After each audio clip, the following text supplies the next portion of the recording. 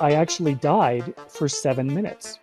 And oh my gosh, I was able to see part of heaven. The best way that I can describe it, it's like being on a college campus. You've got your history building, your English building, your science building. They're all in one general central location. And I can't even tell you how large these buildings are. It's just absolutely beautiful buildings. There was a walkway out front, and there were all these people walking back and forth.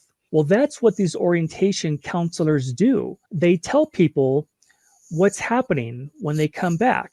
When you die, we just go back home again. Earth is a school, and we learn when we come here and we take the classes. We come here to take the curriculum. That's why we're here. They told me all these wonderful, incredible things about life. And he said, you must tell them there is no death. The A.J. Parr Spiritual Journalist Podcast. Today's guest is John Davis. He had an amazing near-death experience. I've interviewed over 100 near-death experiencers, and his journey really impacted me. He not only died on the surgery table for 7 minutes, but when he came back, he talked about his journey in heaven, and he came back with a strong message. There is no death. So welcome, John. Hi, AJ. Thanks so much for having me on your show. I am so excited to share my story with your audience. This started when you were 21 years old and you had an accident. Can we go back to that day? Sure. Back. Yeah, I'll tell you what happened. My dad was in sales during his career, and he won a sales contest. And part of what he won were these two scooters, or what we called back then were mopeds. And we used to ride them all over the neighborhood. One day I was out riding and I had an accident, and I smashed into a tree. And the way that I landed, I tore the tendons off my right hand. So I had to go in to have surgery. Well, I was only 21 at this time, and I had never had surgery before. I don't think I even had ever spent any time in a hospital before. So I had no idea what to expect. So the day of the surgery, my mom drives me down to the clinic, and we go into the operating room. They start to prep me, and they started to give me the IV fluid to make me unconscious. And something happened, and I had a horrible allergic reaction to the anesthesia, and it stopped my heart. And I actually died for 7 minutes. And my whole story transpired in that 7 minute period of time. But what was so strange is that when I came back, it felt like I had been gone for 2 hours. They took me on this journey of the other side and told me all these wonderful, incredible things about life. And it all happened in a matter of minutes here on Earth. But on the other side, when I was there, it felt like I was there for at least 2 hours. I couldn't believe it had only been 7 minutes. And that's how the whole thing started to unfold. The moment that I died, within it felt like just a matter of seconds, I woke up and I was standing in the most beautiful building that I had ever seen. It was this beautiful, long, huge, long corridor building. And it was all white, like it was made of marble. And it was so far, it was so long that I could not see the end of it. It could have been miles long. And on the right-hand side of me, there were these beautiful, white, tall marble columns, probably 20 or 30 feet high. And about every 6 feet apart, they went all the way down this whole corridor. In the center of the building were these tables, white marble tables, again, going as far down as you could see. And there were two people sitting at every one of these tables. Well, right about this time, my guide, we have what are called spirit guides. And I had never known anything about spirit guides. This happened to me back in 1987, and I didn't know anything. So this gentleman goes in my left ear and he says, "My name is Alan. I'm your spirit guide. Well, then all of a sudden, he started to show me all these different aspects of the other side, of our true home, where we're actually from. And I want to back up for a second because I want to tell your audience something that I forgot to mention. My story is a little bit different in terms of what is a common near death experience that we hear about. Normally, what happens to people, they have some kind of an accident or they're in surgery and they die and they find themselves floating above their bodies. And all of a sudden, they become aware of a tunnel. And at the end of the tunnel, there's a white light. And as they start moving down this tunnel, they're met by somebody. Typically, it's a family member, a friend, a loved one, somebody who tells them it's not their time. They have to go back. Well, we have never known what happens when they go into the light because they're always sent back. Well, when my story begins, my story starts on the other side of that white light. So the building that I was in, my guide told me is called the Orientation Center. And it's the first place that we see when we finish our lifetime and go back home again. Well, the people that were in the middle of this beautiful building that were sitting at these tables, my guide told me that they're orientation counselors. That's what they do on the other side. And the reason that they're there, my guide said, was because when we come into a lifetime to Earth, as an example, most of us forget where we're from. We don't remember that the other side is our real home. And that here on Earth, on our Earth life, this isn't the real world. It's just temporary. We finish our lifetimes, then we go back home again. Well, that's what these orientation counselors do. They tell people what's happening when they come back. Well, here's the most amazing part for me of this building. All the columns were on the right-hand side, the tables were in the front, and on the right to my left, again, all the way down as far as you could see, were these tunnels or doorways. They looked like they had been cut out of solid marble. Beautiful, perfect doorways, 90-degree angles. And if you looked inside of them, it looked completely black, like you were looking into space. And my guide said, look at the next tunnel. So I looked over at the next tunnel, and there was a man coming through. He was a man probably in his 80s or 90s. He had lived a long life, and he had his right hand over his chest like he had chest pain. And my guide said he just died of a heart attack. And so what I realized was that we come through these tunnels. When we pass, there are these tunnels that form. And I don't understand what they're made of. I don't know if they're wormholes or what they're called, but they connect the other side or heaven with the earth. And that's how we get back to the other side or back home again. So there was a woman sitting at this table that was next to that tunnel. And she stood up, she walked over, and she took this gentleman's hands in hers. And she walked him back to the table and they sat down.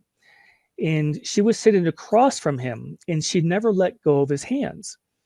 And I could see her talking to him, but I was too far away to see or to hear what she was saying.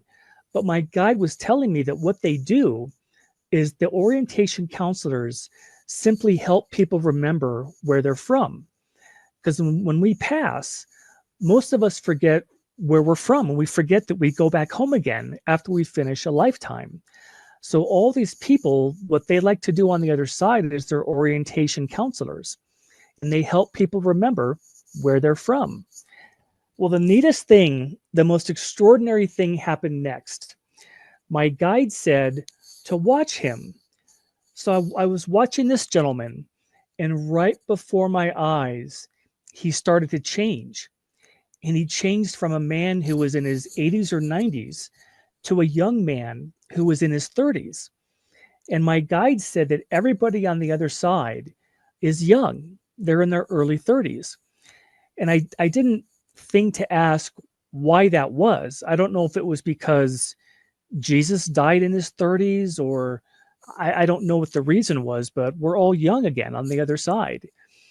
Well, as soon as this woman finished talking to him and he changed back into a man in his early 30s, how he really is on the other side, he stood up and he walked off to the right and he walked down these 3 steps. And AJ, I can only say that he stepped into the most beautiful garden I have ever seen. And I call it the gardens. I don't know if that's what they call that, but he stepped into this beautiful, gorgeous green grass and flowers and trees. It was absolutely beautiful. And my guide said, this is called the reunion. And what that means is that everybody on the other side who you knew, whether it's loved ones or friends or family, people you've known on the other side, everybody is there to greet us when we come back from our lifetime. And the reason that they're there is coming to an earth life is a really big deal. I never knew this, but there are many, many souls who don't want to come to this planet because it's so hard here.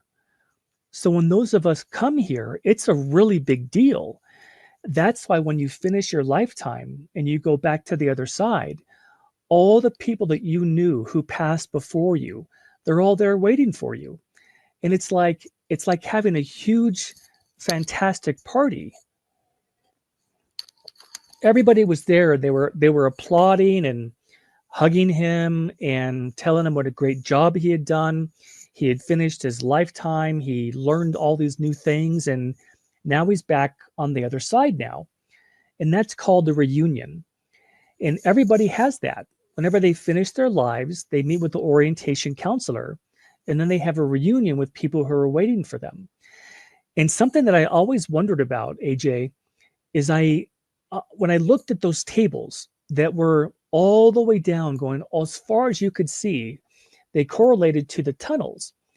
But the tables didn't have like computers on them or notes or papers. So I don't understand how they knew who was coming through and when. So that has to be a God thing. It's God, and I can't explain it because I don't understand it. But they all know when someone's going to finish their lifetime, and they know who's coming through and when. And I have no idea how they know that, but they do. And that was the first part of my NDE. And then what happened next is my guide Alan took me to all these different places on the other side.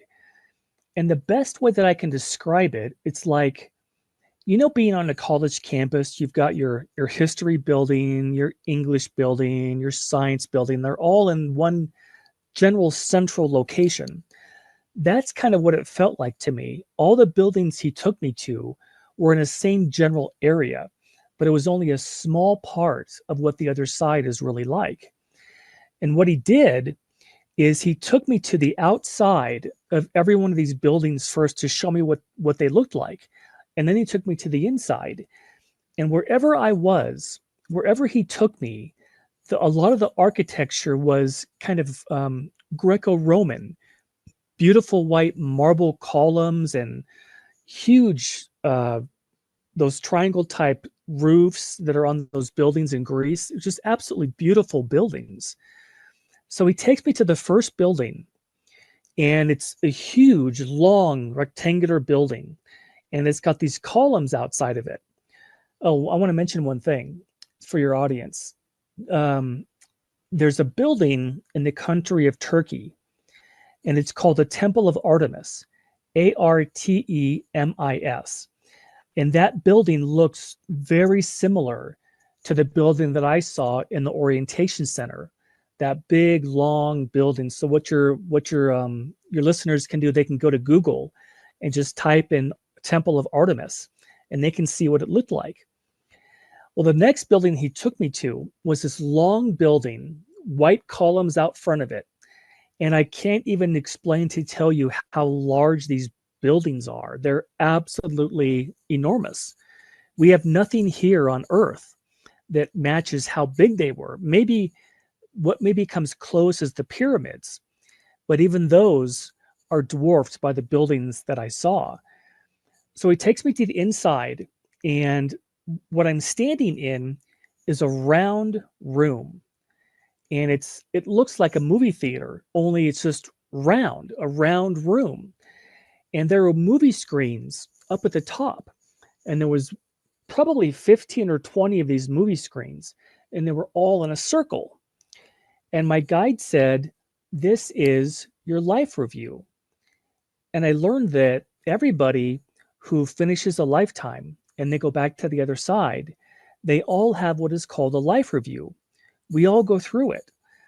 And all of a sudden, every single one of these screens, these movie screens, lit up, and they started playing what looked like a movie. Well, what it was is every different screen was playing an episode of my lifetime. One screen I saw myself as a baby. The next screen I saw myself when I was going to kindergarten. Another screen saw me when I was playing soccer. And every screen had a video of a different aspect of my life, all the way up to age 21.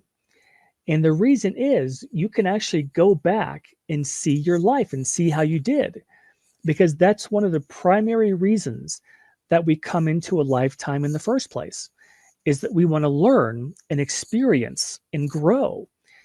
And it's not that we can't learn and grow on the other side, because we can. It's just that on the other side, or heaven or the afterlife, there is nothing to work through. There's no negativity there. There's no hunger. There's no disease. There's no homelessness. Nothing negative exists there. And the reason that we come to a planet like Earth is so that we can experience going through tough situations, because the things that we go through, that we learn the most from, they're usually the most painful experiences. Like if you look back at your own life, the person that you've become now or today is the result of the experiences you went through in the past. And on the other side, it's almost like trying to describe to somebody what it's like to ride a bike for the first time. You can tell somebody, but they don't know what it's like until they actually do it for themselves. And that's one of the main reasons we leave the other side, which is a perfect, beautiful place. And we come to a planet like Earth because we want to learn something and grow and develop.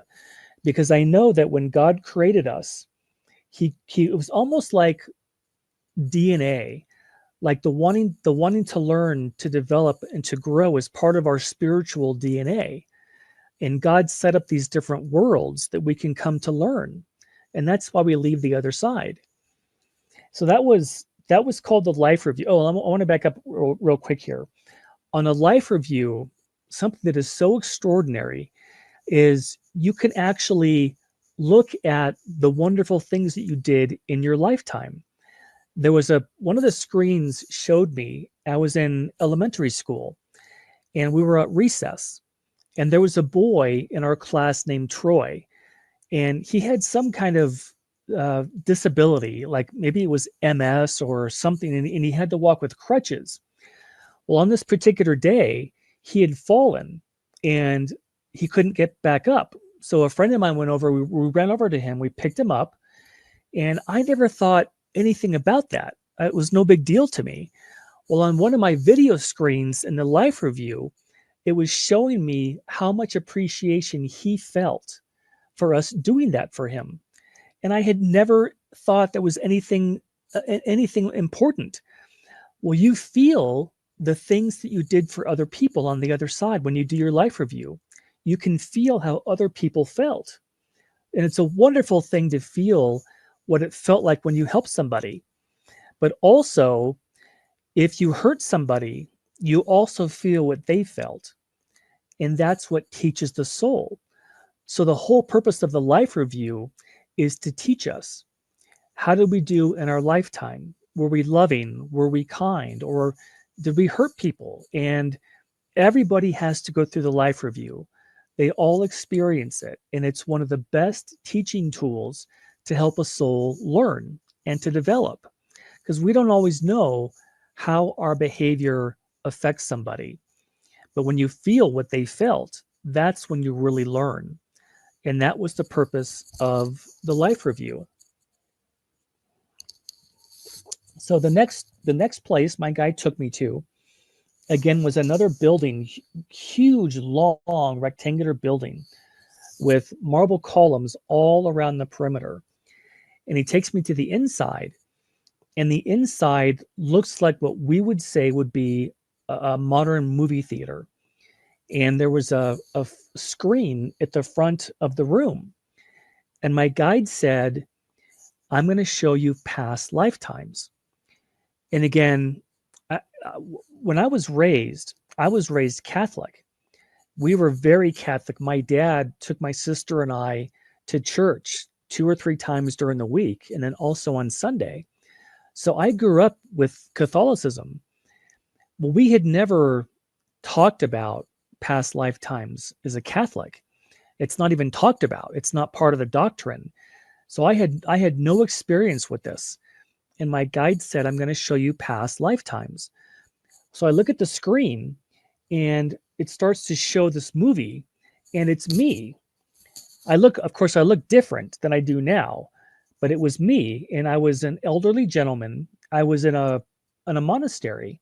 I had a shaved head, and I was wearing a red gown, and I was a teacher of this monastery, and I taught little kids how to be monks in this monastery. And I knew just watching this that this lifetime happened in Southeast Asia. And then that one disappeared. Then the screen started again, and this time I was a shoe peddler. I had a wheelbarrow, a wooden wheelbarrow, and I had all of these shoes stacked on this wheelbarrow, and I was pushing it along a cobblestone road. And my job in that life was I fixed people's shoes. I would fix the shoe, put them in the wheelbarrow, and take them back to everybody's homes. And that lifetime happened somewhere in Eastern Europe. Then that one disappeared. Then another one started, another movie started. And again, it was me. And I was standing in a boat, in a wooden boat on a lake. And I had fishing nets. And I was throwing the fishing nets in the water. And part of my job in that lifetime was to try to catch fish to feed the village. And that lifetime happened somewhere in the Middle East. And it occurred to me because being raised Catholic, I had never been told anything about past lifetimes. It wasn't even a possibility. But we have always been around for billions of years when God created us. We've always been. And it makes sense that you can have as many lifetimes as you want to, but you don't have to have any if you don't want. There are many souls who don't want to come to Earth because they think it's too hard. And there are many souls who come to different planets to experience and to learn because they want to grow and continue to develop. But having a lifetime is completely up to the individual person. And something that I want to tell your audience too that I thought was so extraordinary. When we do a life review and you're in that room looking at all the different videos, nobody judges us. We actually judge ourselves. Did we do what we wanted to do? Did we learn what we came here to learn? Did we experience what we wanted to experience? But there's no hellfire. There's no damnation. There's no judgment. On the other side, and I don't understand why this is, but on the other side, we can feel God's love for us. And we can't feel that here on earth. And I don't know why. But on the other side, you can feel how much God loves and cherishes every single one of us. And I just knew from the feeling that I could feel from God that nobody ever gets sent into hell. God never created a hell. That whole concept is man-made. It's religion. It didn't come from God. God never created a hell. The whole idea of the life review is for that soul to learn and to develop and to grow. And God gives every single one of us as many chances as we need to learn. It's not like you have one lifetime, and if you're not successful, we're going to throw you into hell. That doesn't happen. There is no judgment. And that was such an extraordinary thing for me to learn, because I was always afraid of dying. Growing up, being that if you didn't live your life well, God was going to throw you into hell. So we don't have to worry about that. You just live the best life you can, try to help people along the way, learn as much as you can, and then when you go back home again, you get to see how you did, see how you fared in that lifetime. Okay, so that was the life review in the past life building. And the next place he took me to, if you can imagine an absolutely gigantic, huge, round building, round with a big dome on top.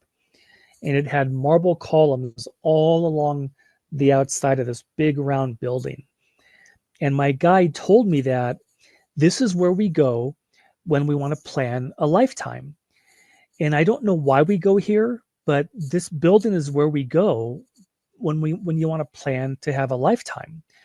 So he takes me in the building and he walks me up to this marble table, this beautiful white marble table. And right in the center of it, there's a scroll that's laying there. And what it looked like was Egyptian papyrus paper. Have you ever seen that? It's kind of brown looking.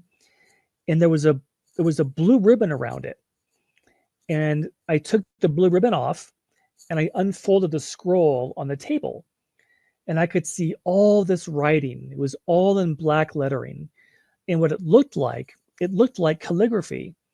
And I remember when I was a kid, we had a class that you take your pen, dip it in an inkwell, and then practice writing with ink.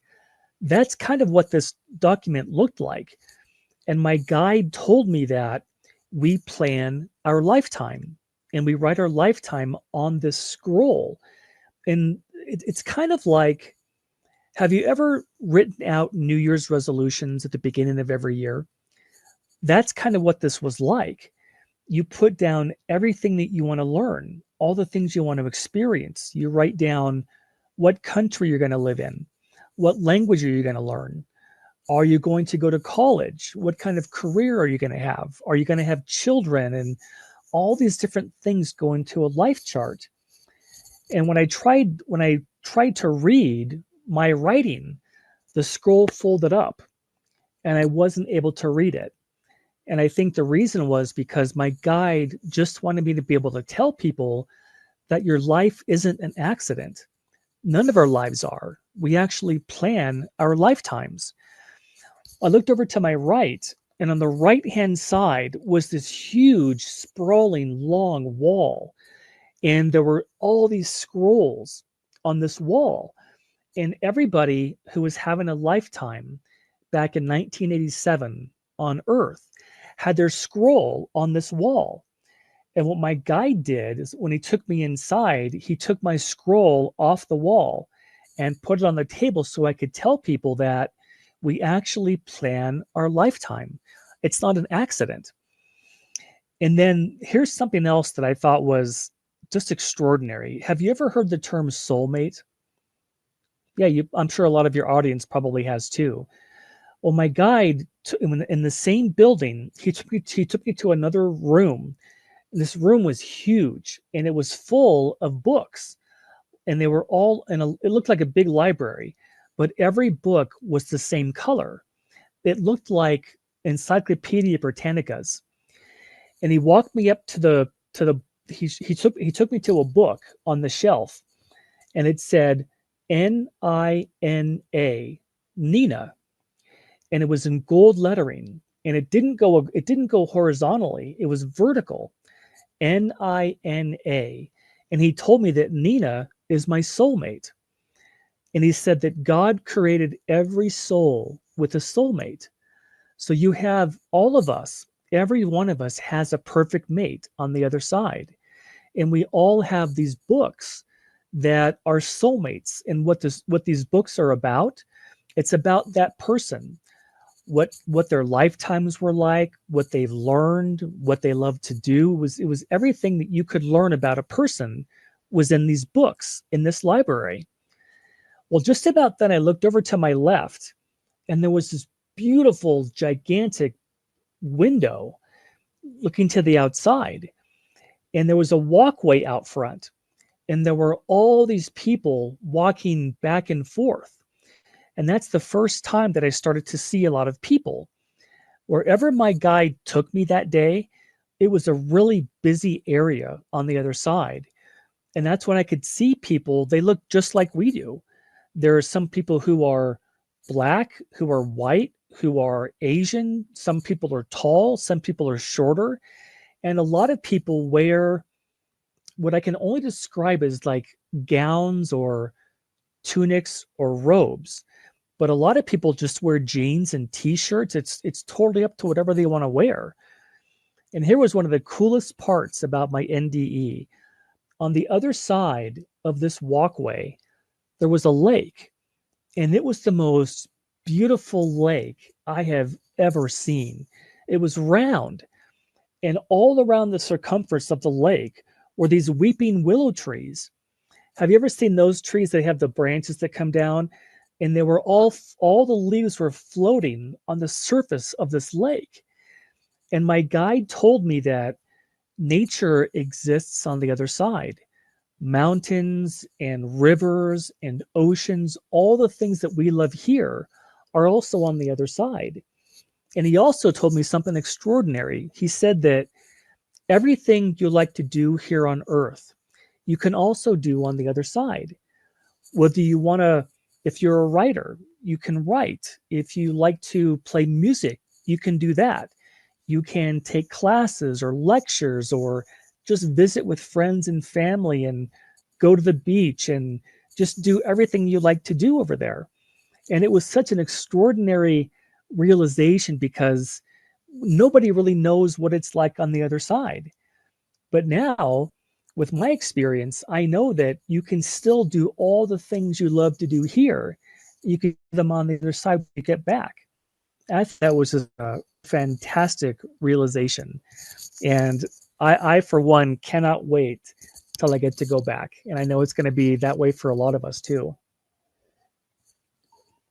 So that was the big building with the dome on top. The next place my guide took me to, I think, was my favorite part of my whole NDE. He took me to the outside of this building, and this one didn't look Greek or Roman. It looked like it was made out of steel. Beautiful, just gorgeous looking steel. It looked like a stadium, like where you would go to play soccer or go watch football.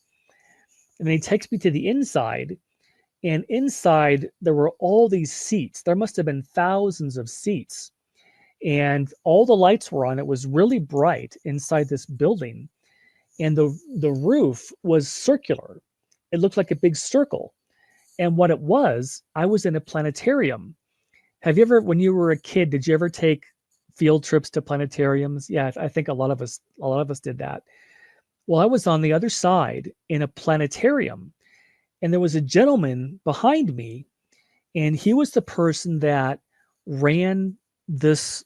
He was in charge of the planetarium.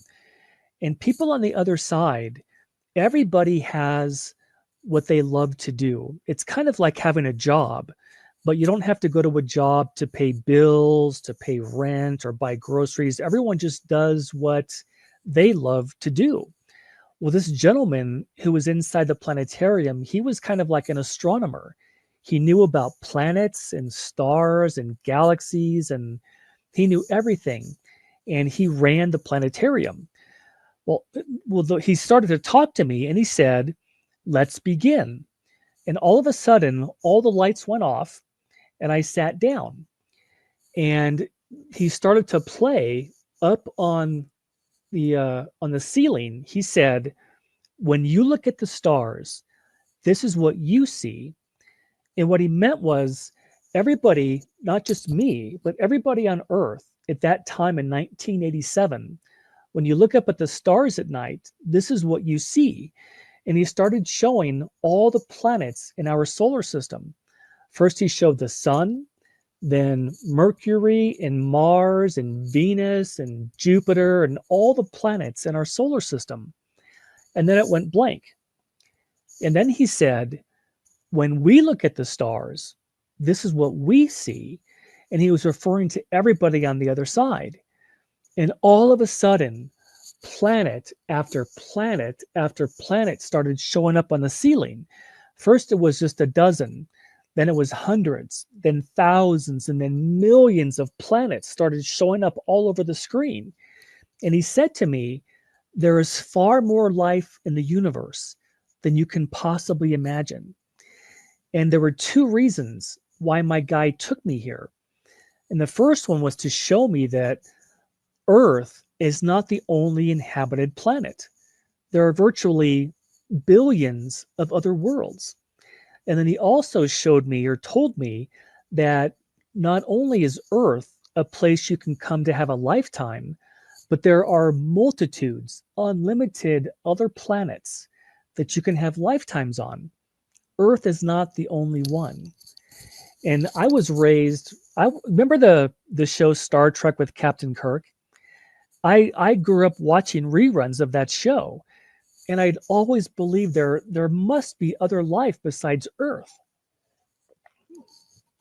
Well, here's something I want to tell your audience that I think to this day it still amazes me. When I try to explain to people how many planets there really are in the universe, I like to give an example of what I've learned about the Milky Way galaxy. In 1995 or 1990, the United States launched the Hubble telescope. And for years, we were able to study stars and galaxies. And then back a few years ago, they launched the James Webb telescope, which is a telescope that orbits the sun and has given astronomers a better idea of what's really in the universe. They've determined that our galaxy, the Milky Way, is only one of trillions of galaxies. And because distances are so vast in space, they measure time by how quickly light travels in a year. They call it a light year. And if you were to take a spaceship, if we had a ship that could travel at the speed of light, which is the fastest speed that we know, which is 186,000 miles per second, it would take 99,000 years for that ship to get from one end of our galaxy to the other. And that's just the Milky Way alone, just our galaxy. And they estimate that our galaxy has 400 billion stars and over 100 billion planets. And that's just the Milky Way. If there are trillions of galaxies, how many planets is that? It's just absolutely astounding. I can't even wrap my head around how many that must be. Do you remember Carl Sagan? He was the first one that said there are more planets in the universe than there are grains of sand on Earth. And I just can't even imagine how large that is. So that's something I've always been an astronomy fan. And I like to share some of that science with your audience to make it seem that it really is unlimited where you can go to have lifetimes. Earth is not the only place. So that was one of my favorite ones, was the planetarium. I really liked that part. And this next place he took me to, it was this beautiful building. Again, it was so long I couldn't see the end. And it had columns, but the columns weren't on the side. They only had columns in the front. And there were all these steps leading up to it, kind of like the Parthenon in Greece, but only much, much bigger. So he takes me to the inside, and inside is a library. And it's the most, if you could imagine a library that is so large, you couldn't see the end of it. That's what this looked like. Tall wooden bookshelves with books, and there were people everywhere. People were visiting, people were studying, people were looking for books. And my guide said, everything you ever wanted to learn, you can learn from this library. All knowledge was there. Well, he took me over to the left-hand side of this library, and he took me to an area that what we would call nowadays were study rooms. You know how libraries have study rooms you can reserve? And they look like about the size of somebody's average living room. And he walked me up to this one room, and there was a woman sitting in this room with her back to me, and she was watching something on what we would call a flat screen TV that was like mounted on the wall. Well, this was extraordinary to me because back in 1987, we only had those big, huge television sets that they couldn't fit on a wall. We didn't have that technology yet. So I was just amazed that this flat screen TV was on this wall. And she had jet black hair, straight black hair down to her waist. And she was wearing kind of a purple kind of a gown. And she was watching what I thought was a movie. And it looked like she was watching a movie like a Western where there were Native American Indians fighting the United States cavalry. And I thought, well, that's nice. They can watch movies on the other side. Well, my guide said she wasn't watching a movie. She was watching something that actually happened in history. She was watching a battle that took place 200 years ago on the plains of the United States. And I said, how is that possible? Because we didn't have video cameras back then. I don't think we even had cameras yet. And my guide said, everything gets recorded. So if you're on the other side, when you finish your lifetime and you want to learn about something, you can go to the other side to this library and then go to these rooms and you can watch history and you can actually see what people experienced.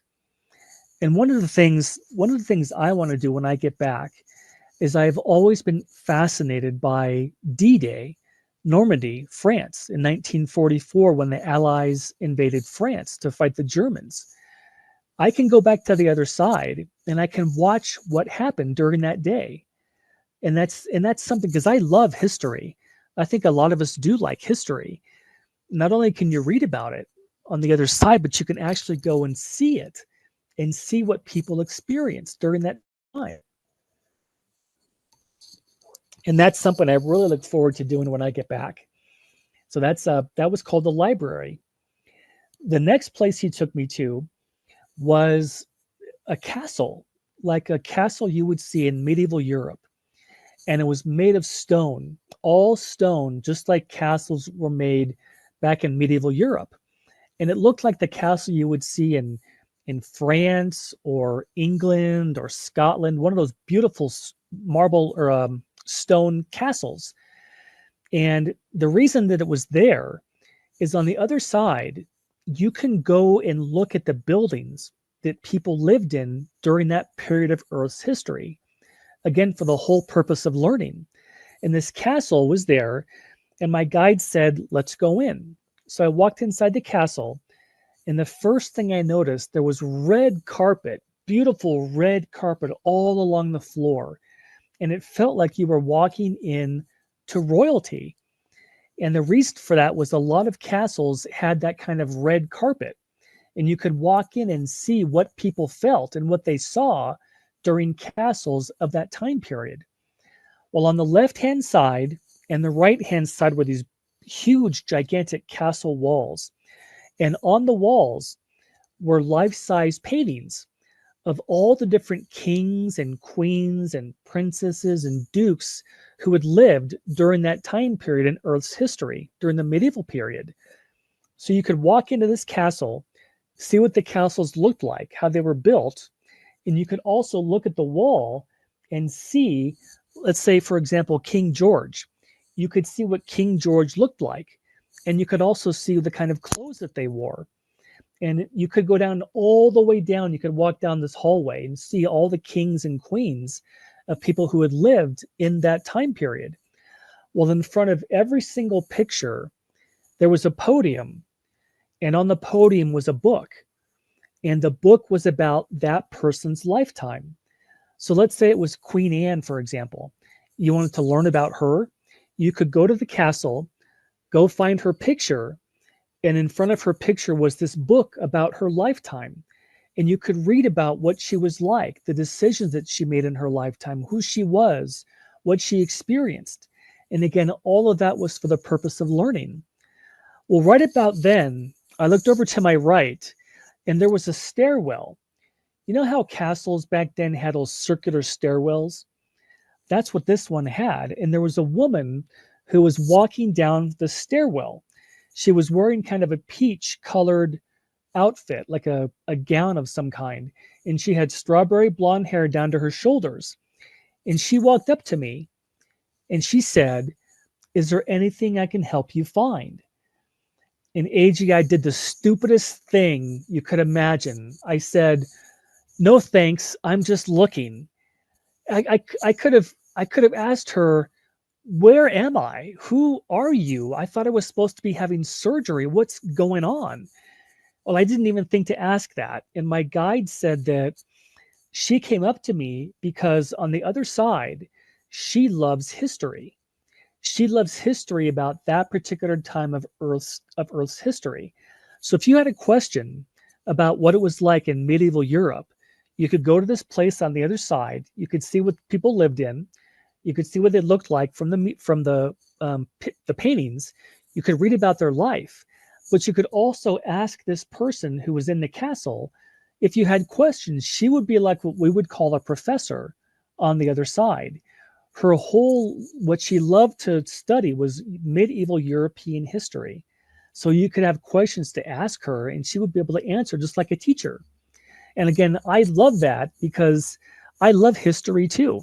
And I just think it's so fascinating that you can go to the other side and you can learn history and learn about things that you may not have had any experience with.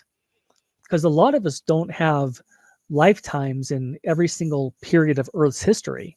Some of us only have a few lifetimes here.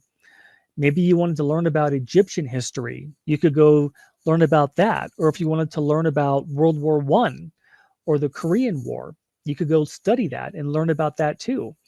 And that was the castle. And here's the last part of my NDE, but I think it was probably the most poignant for me. My guide Alan took me to a meadow, and it was the most beautiful meadow I had ever seen. Green grass and flowers. I remember outside it was a perfect day. No wind, no clouds, just a beautiful, perfect day. And then he disappeared. He left. And when I turned around, there was a gentleman standing right in front of me. And he had brown hair. He had a white robe on, and he had a sash around his waist, and he had sandals, kind of gold coloring, that laced up his calves all the way to the knee. I could see his hands, his feet, but I couldn't see his face. And the reason was because there was so much light that was coming out of his face that I couldn't see his features. And I knew right then that this was Jesus. This was the person that had a lifetime on earth that was known as Jesus. And he spoke to me and he said, "You must tell them there is no death." And the very second he said that, boom, I woke up back in the operating room. And that's how my NDE story ended. And ever since then, I have always just tried to share my story with anybody who would listen, because it was the way that he said that. He didn't say to me, "You know what, John, when it's convenient for you, when you have time, when you've got plenty of extra time, can you share what we showed you?" He didn't say that. He said, "You must tell them there is no death." And I didn't want to disappoint him when I finished my lifetime. So I've always tried to share my story in the hopes that it will help as many people as possible, and to let people know that when our family, our loved ones, friends, and when people pass, that they don't really end. There is no death. They just go to a different place. And that when your lifetime is finished, You're going to be reunited with them also, and we're all going to be together again. And that's my NDE story. Did you ever ask yourself if you were dead or not? It never even occurred to me. And I don't know why I didn't think that. I just never knew. What happened is everything was happening so quickly. I was just experiencing what my guide was showing me. And it never even occurred to me that I had died. I didn't know until after I got back. When you got back, did they tell you that you had been clinically dead for 7 minutes and that Yeah, yeah, did they resuscitate you? yeah. When I opened my eyes, all these people were looking down at me. The surgeon, the nurses, and people were looking down at me. And I said, "What just happened?" Because my first thought was when I woke up and I was standing in that orientation center, my first thought was, I had no idea the hospital was this large. I didn't know that I died. And when I said to the surgeon, "What just happened?" thinking he could explain to me what was going on, but of course he had no idea. And he said, "We lost you. We lost you for 7 minutes." I'm like, "Oh my gosh, 7 minutes? That's all? I was gone for like 2 hours."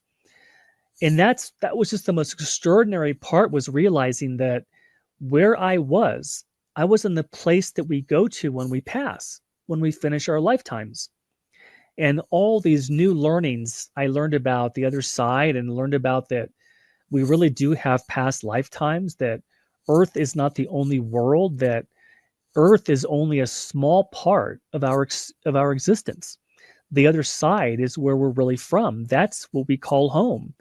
And one of the most extraordinary things that I learned was that for all of us, the happiest day of our lifetime is going to be the day that we die.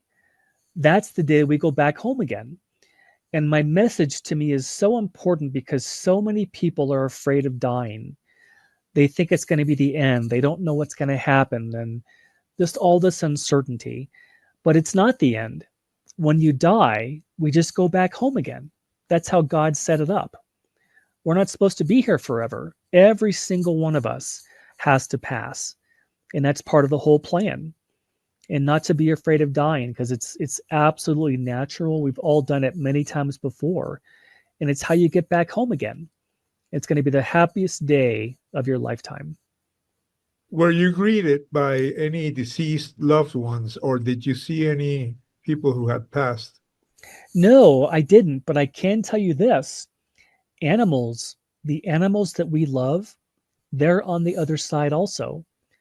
God created them with little souls, just like we have souls, and they're eternal. I saw two cats that I had growing up, Boo and Muffin, my two cats, and they were there.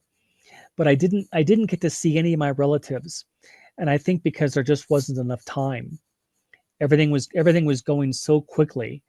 And I think if I knew that I had died, I would have asked to see grandparents or uncles and aunts, but I didn't know that I had passed at that point.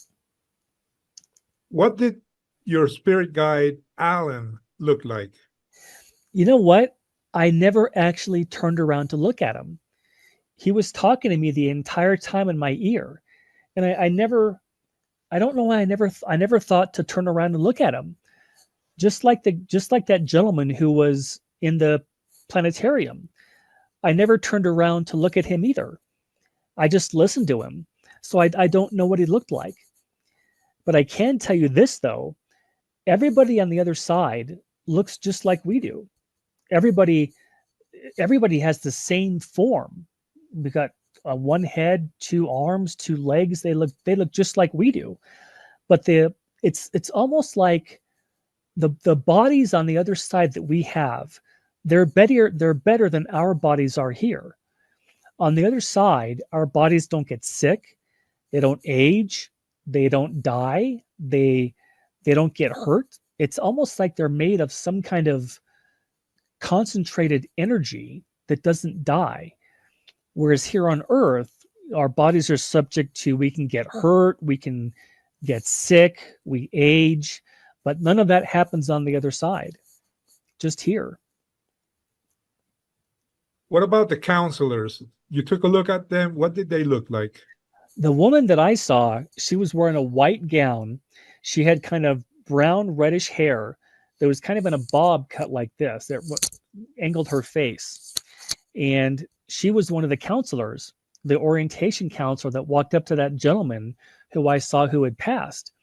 And she's the one that walked with his hands in hers to the table. But she was this white gown with kind of reddish brown hair, kind of in a bob cut. She was just very, very pretty, but they look just like we do. But you saw many desks with different counselors. They looked Yes, more or less the same. some people were wearing jeans. Some people had really colorful kind of outfits like yellows or reds, and some people had white gowns. It was totally up to the individual. Everybody can choose whatever they want to wear. When you were shown these past episodes of your life, did your guide Alan use the word life review? Yes, he told me when he took me to that one building, there was a round in that round room. He said, "This is where we do life reviews." He used that exact term. Yeah, life. I remember life review, and he told me that everybody has to go through it. Nobody gets to escape, or nobody gets to pass the life review, because that's how we learn. And everybody will feel the good things they did, and they will also feel things that they did that hurt other people. So that's how all of us learn and grow. But we all will go through the life review. It's almost like you have to agree to that before you come into a lifetime, because nobody escapes the life review. Everybody has to go through it to see how they did. Who is Nina? Nina is my soulmate, and I mean, have you met her? I don't know. I mean, I don't know if my wife is Nina. I have no idea. All I know is that he showed me that library, those books, so that I could tell people that we all have soulmates. We all have perfect mates. And I don't know if they come into a lifetime with us. That I don't, I wish I would have asked that. I know that they can. I just don't know if they do it very often, because one of the things that we learn the most from is from having relationships. We learn about ourselves, we learn about other people. And if your soulmate came into a lifetime every single time with you, you probably wouldn't learn very much, because you would have the perfect spouse, the perfect mate. So I just don't know if they actually come into life with us very often. I know that they can. I just don't know how often they do. You saw different scenes from your during your life review, Mhm. uh, good ones and bad ones. Do you remember a scene where you hurt someone and you felt what the other person felt? I didn't experience that per se, because I was only 21. I didn't have a whole lot of life experience yet, but I had only experienced that part with Troy, that boy that had fallen down, and then I picked him up, and I could feel what he felt about how he was so appreciative that we actually helped him. But I didn't see anything at that point yet where I'd actually hurt somebody to feel what they feel. But I just knew that that's something that we all experience, because all of us, even if we don't mean to hurt somebody, we all have probably hurt people. We just didn't mean to. And we feel that. You feel the things that you made other people feel. And again, there's no judgment. It's just to learn, because that's how you learn, when you feel how your actions affected somebody else. Can you tell us about another of these scenes or anecdotes that you had the chance to relive? Sure, there was one. The first one that I saw was me as a baby in a little what do they call those? What do they call that? In a crib. I was in a crib, very very young. Another one was my first day of kindergarten, and it looks like, when you're watching these screens, it looks like someone was filming you on a video camera. It showed me walking into the school with my mom was with me. She showed me walking into the school, my first day of a kindergarten. And that's something that I asked my guide about. Remember in that building, the library, where I was watching that woman watching that battle? And I asked him, how is that possible? We didn't have video recordings back then. Somehow, and I don't understand how, but God records our lifetimes somehow. So everything that you've done in your life, you can actually see it again when you watch these movie screens. So then another movie screen was me on a Saturday where I was in a soccer game. I was probably 8 or 9 years old, and I could see myself walking up to the game, putting on my shoes, and seeing everybody. I could see where the soccer game was, the field. I could see the coach, all my friends, and you can see it just like you were watching a movie. And I saw, just, it was like watching a movie of my life in that particular afternoon, that particular day. And I don't know how they pick which episodes for you to see, but you don't see every single day of all day long. You just see certain episodes of that lifetime of different ages that you were. And that's kind of how it looked when I was watching it. Just different segments of my life at different ages. You mentioned that you were a Southeast Asian monk. Yeah. Did it look like a Buddhist monk? Yes. It looked like a Buddhist monk. It looked like I was in a monastery, and I looked like a Buddhist monk. I was an elderly gentleman. Again, I had a shaved head. I was wearing a red gown, and I looked like a Buddhist priest. And my job was to teach kids about Buddhism and about living life in a monastery. I was a teacher in that life. And it's funny because I have always loved to study Southeast Asia religion and Buddhism and spirituality. I've always been really drawn to that. And I think it's probably because of that lifetime that I had. You also mentioned you were a fisherman in the Middle East. Yeah. Do you know where was that exactly? No, I don't. All I knew is when I was watching those lifetimes on that screen, I knew whereabouts in the world they took place. And I knew that those lifetimes had happened here on Earth. And my guide didn't show me any other lifetimes on other planets. He just showed me those three that were here on Earth. But I don't have any more detail about where they took place. So when you woke up, you told the doctors about your experience. What was their first reaction? Actually, I didn't tell them. I just asked the surgeon what just happened, thinking that he would be able to tell me what happened, but he had no idea that I had had this experience. And in fact, I didn't even know until I was in the car with my mom driving home. I told my mom what just happened, and she said, "I want to give you a book." And it was the only book that was out. It was by Raymond Moody, and it was called Life After Life. And that book had come out in 1975. And it was really the only book that had been written about the near death experience. So I read that book in one day when I got home. And I realized it was then that I realized that I really had a near death experience. My first thought was, well, was that some kind of a hallucination, or was it some kind of a dream? How do I know that it was real? Well, it was real because it was more real than anything I had ever experienced in my lifetime.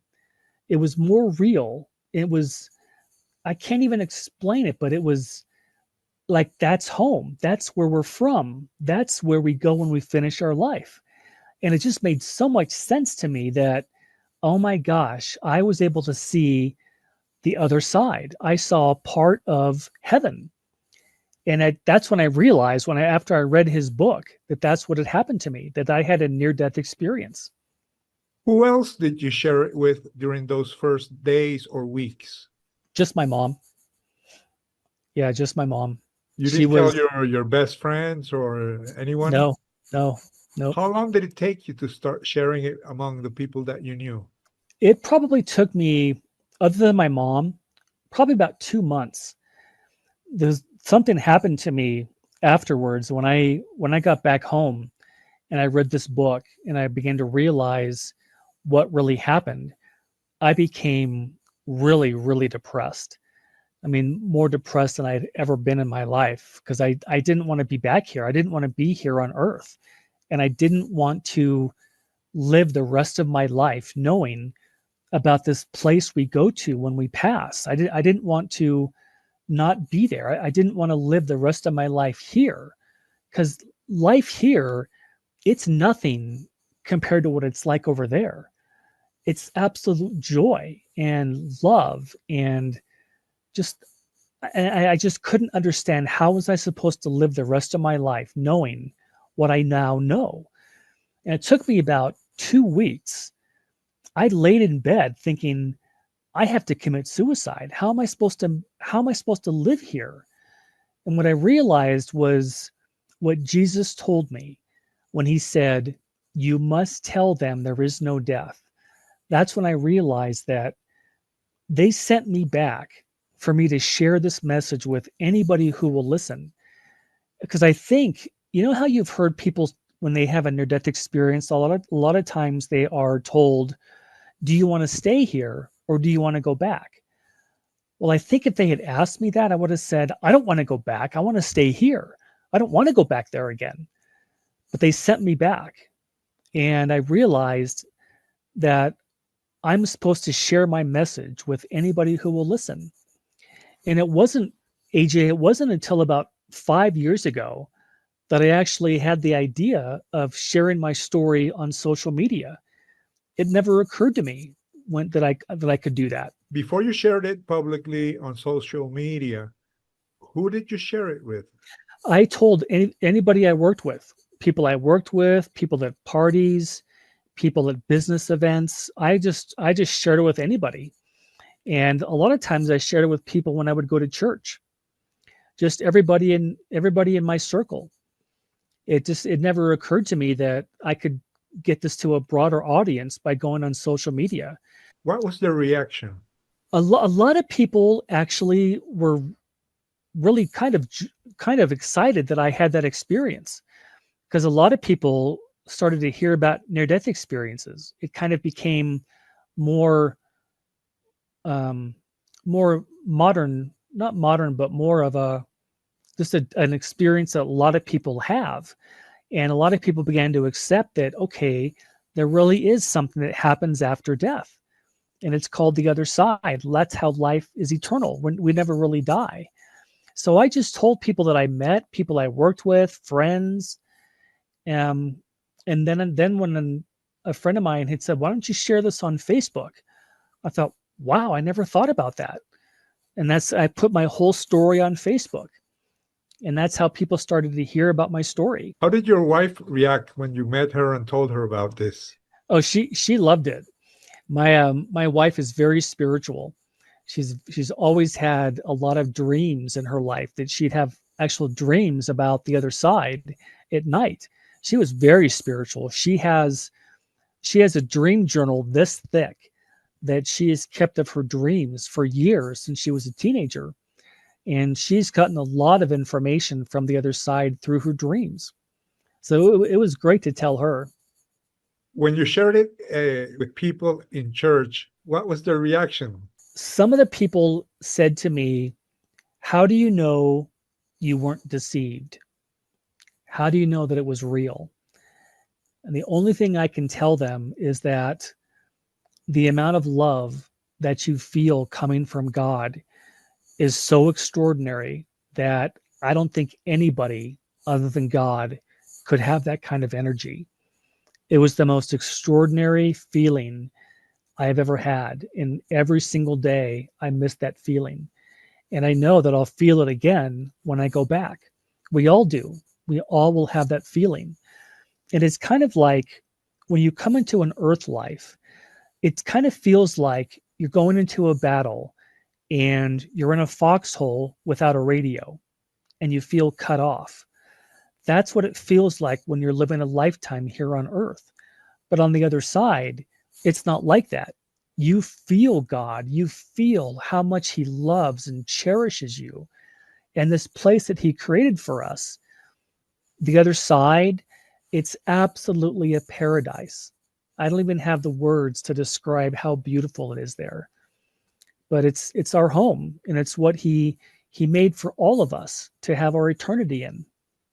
What do you think about Buddhists and people from other religions? something that I learned on the other side when I was there was that there didn't seem to be any kind of religion. There wasn't like, these are your Catholics, these are your Buddhists, these are your Jews, these are your Muslims. It didn't seem to be like that. It seemed like it was more of a spirituality, in that here on earth, you follow different religions with the whole idea of getting closer to God. And when I was standing there in that meadow across from Jesus, I didn't get any sense from him that there's only one religion. I got the sense from him that there's no judgment, first of all. Nobody judges anybody. And whatever religion you follow, as long as it brings you closer to God, that's the best one for you to follow. And religion isn't from God, religion is man made, but nobody judges us for what we believe in. They just care that you become a good person, that you live a good life, and you try to help people along the way. That seems to be what they're mostly concerned about. In fact, there's one of my favorite quotes is from the Dalai Lama. And he said back in the early 80s, he said, "Our prime purpose in this life is to help others. And if you can't help them, at least don't hurt them." And I think that's one of the main reasons why we're here. We come in to learn and to grow. But the second reason is to help your fellow man, to help them when they struggle, to help them when they fall, to lift them up and help inspire them to continue on with their life. You were given the message that there is no death. How would you explain this to someone who is watching this video and may be dying or recently lost a loved one? I get people contacting me all the time about how they want to know from me that I'm real, that I'm not just making this whole thing up. And I tell people I'm absolutely certain, and I know for a fact that when your time comes, it's not only going to be the happiest day of your life, but it's the day you get to go home again. And it's the day that you get to see your family and friends, your parents, everybody who passed before you. Everyone is going to be there. And my messages to people is to don't be afraid of dying. Everybody has to go through it. We all have to pass in this lifetime to get back home again. And to not be afraid. Don't be scared. Always talk to God, pray to God, ask him to make you stronger. He's there for all of us. And there's absolutely nothing to be afraid of. We all go through it, and we're all supposed to go through it. And that's how we get back home. But don't be don't think that the loved ones you've lost are gone, because they're not. They're just in a different place. And I can absolutely guarantee that when our lifetime is finished, we get to go back home again, and everything will be absolutely joyous. If people knew how many people are rooting for them, they would be absolutely astonished. There are so many people on the other side that are rooting for you, that are praying for you, hoping you'll do your best, giving it everything you've got while you're here, and learning everything you came here to learn. But it's hard. We all know that life can be really hard. And there are so many people on the other side that if we all knew how many people were actually rooting for us, we would be absolutely shocked. So just do your best while you're here, live to the fullest, experience everything you can, because that's what we take back with us, is what we learned. So, Earth is a school, right? Yes, How, exactly. how would you explain this to someone who doesn't know about it? I would say that Earth is a school in the sense that you come here to experience things you can't experience on the other side. And the things you don't experience on the other side are anything that causes one to reflect on their lifetime. And usually it's the things that are somewhat painful, like when you go through a breakup, or you lose a loved one, or you have a job loss. The whole purpose of life on this planet is to teach us the things we can't learn on the other side, the actual experiencing of things. All the things that you experience here, that's what you take back with you to the other side. All the learnings, everything you've developed, everything you've learned from your lifetime, that's what you take back to the other side. And it makes you more. It makes you even better than you were before you came into this life. So it really is. That's a great metaphor. Is Earth is like a school. We learn when we come here, and we take the classes. We come here to take the curriculum. That's why we're here. How can people contact you? They can get a hold of me by email. Let me give you my email. It's John J. Davis 65 at iCloud.com. And they can also go to my website at johnjdavisnde.com. And on my website, I have pictures of some of the things that I saw on the other side. So I think that will be helpful to people to see that too. So my website's a good resource for that. This has been the A.J. Parr Spiritual Journalist Podcast. Please like, share, and subscribe.